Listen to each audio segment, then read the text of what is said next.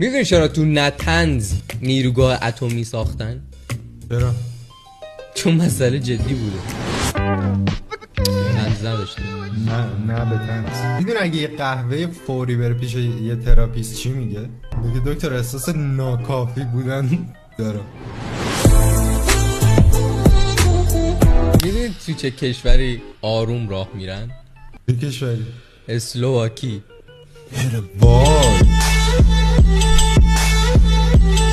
میدونی کبوترها روی سنگ قبرشون چی می نویسن؟ پایان آمد این کفتر.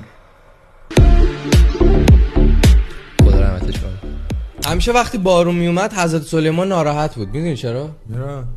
گناه داری؟ آخه تازه رفته بود قالیشویی. یه سامورایی بوده به تنهی 16 نفر حریف بود. خب هیچی دیگه، یه روز 17 نفر میفتن سرش میگه.